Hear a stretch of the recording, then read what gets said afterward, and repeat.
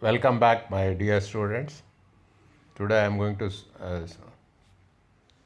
speak about gram-positive streptococci in chains. Why they are arranged in chains? Because they divide in single plane. Daughter cells fail to separate out from mother cells. Streptococcus means serpent.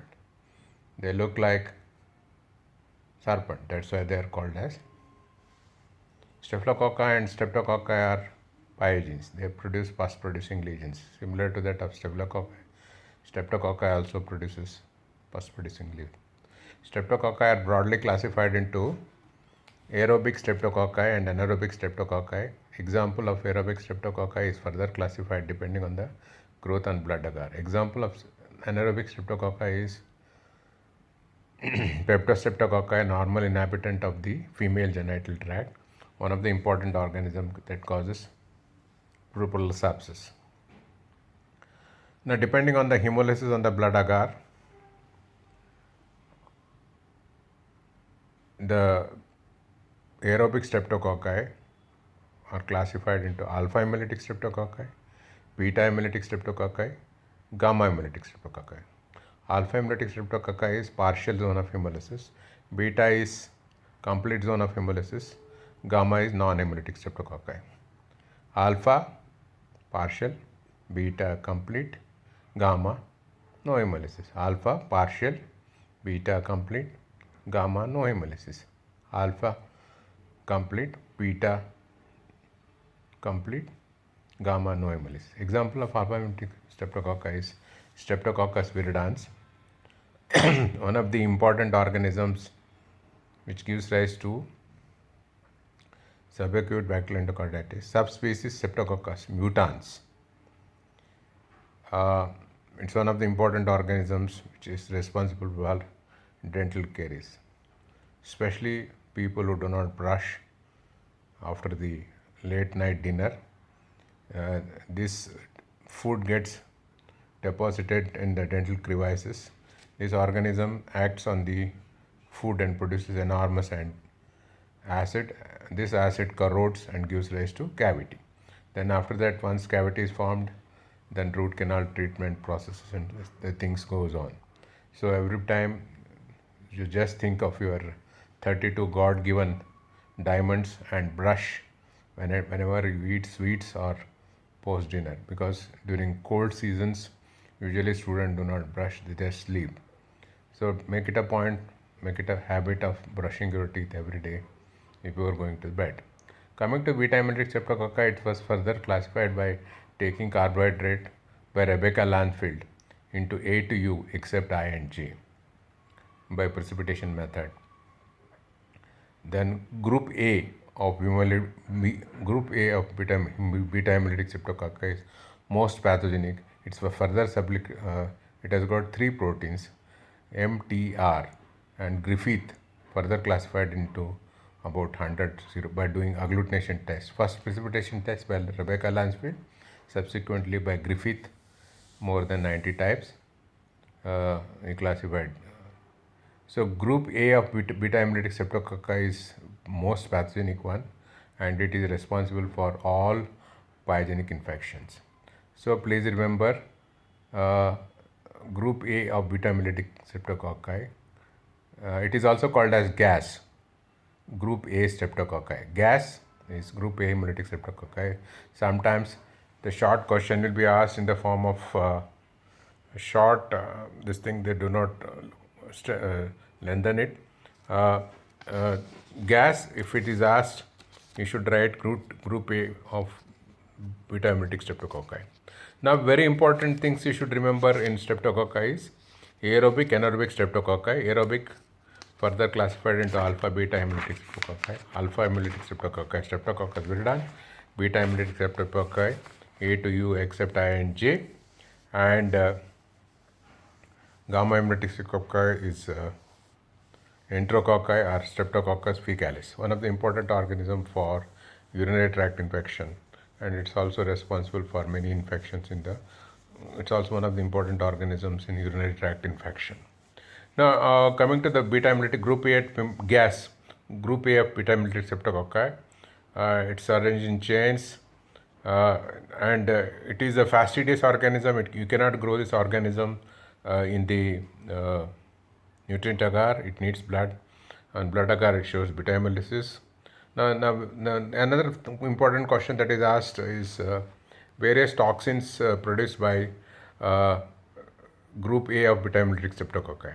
It produces streptolysin S and streptolysin O. Streptolysin S is oxygen stable, streptolysin O is oxygen labile. So, oxygen stable and oxygen labile, streptolysin O and streptolysin S. Streptolysin O is oxygen labile, streptolysin S is oxygen stable, and streptolysin O is cardiotoxic and hemolytic and leukocidal, and it is nephrotoxic also. And streptococcus S is also nephrotoxic. Erythrogenic toxin, it gives rise to scarlet fever in cold countries. Scarlet fever is not present in India. It is detected by doing skin test called Dick test, and it produces streptokinase and streptodarnase. Streptokinase is used for breakdown of clot. It is used for the thrombolytic therapy. You must have heard during myocardial infarction, they do thrombolysis by using streptokinase. And streptokinase and streptodarnase together can be used for breakdown of thick pus in pleural effusion. Now coming to hyaluronidase, it breaks the ground substance made up of hyaluronic acid. That's why all streptococcal lesions are spreading type. It also produces proteinase, which breaks down the proteins, and these are the important toxins produced by group A of beta hemolytic streptococci. Now, coming to the pathogenicity of group A beta hemolytic streptococci, and it produces all pus producing lesions, mainly important respiratory infections, and pharyngitis, laryngitis, bronchitis, tracheobronchitis, bronchitis, and pneumonia. It spreads by lymphatics, lymphangitis, lymphadenitis, and it also spreads through the bloodstream. Now, coming to the skin lesions, they are responsible for spreading lesions, impetigo erysipelas, and they produces cellulitis, and it gives rise to septicemia, erysipelas, and spreading lymphangitis, and scabitic skin lesions. Now, very important question that will be that will be asked in the examination: what are post-streptococcal sequelae? Post-streptococcal sequelae are acute rheumatic fever and acute glomerulonephritis. What is the importance of this? This is called molecular mimicry. This is the antigenic cross relation between glomerular filter membrane and heart valve. So the immunocomplex gets deposited in the heart wall, giving rise to acute rheumatic fever. You get a granuloma on the heart wall. Aschoff nodules you see in the when you do the pathology. It will be taught in detail in your infectious pathology. And it is a type 3 hypersensitivity reaction. The deposition on the glomerular filter membrane giving rise to acute glomerulonephritis. The rheumatic arthritis, it is a zones criteria, major and minor criteria, and diagnosis of rheumatic heart fever. It gives rise to migratory arthritis, pancarditis, Osler Sydenham chorea, raised ESR, CRP, leukocytosis, and other things. So the streptococcal other lesions are also, it also gives rise to like staphylococci lesion, deep infections like abscess in the kidney, brain, lungs, hearts, etc. Now, laboratory diagnosis of streptococcal infection, it's a gram-positive cocci arranged in chain, and it's grown on blood agar. Depending on the hemolysis, you have to identify this alpha, beta hemolytic streptococci. And post streptococcal sequelae, that is uh,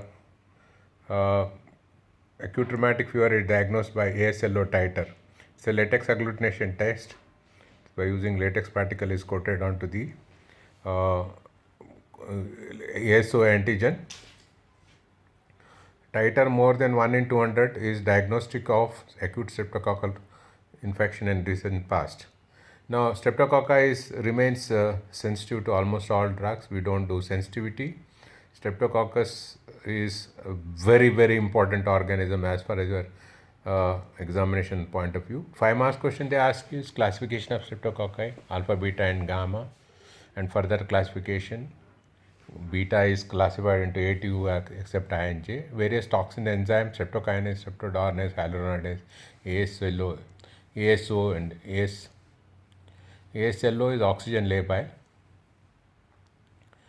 oxygen stable enzymes, and it produces hyaluronidase. Post streptococcal sequelae, ARF, AGM, acute rheumatic fever, and acute glomerulonephritis. Lab diagnosis, grow on blood agar. Depending on blood agar, we decide which is alpha, beta, and gamma. So gamma hemolytic streptococcus, Streptococcus faecalis, one of the important organisms for urinary tract infection. Alpha is Streptococcus viridans, subacute buccal endocarditis post dental extraction, or it also gives rise to dental caries, mutans. Thank you very much.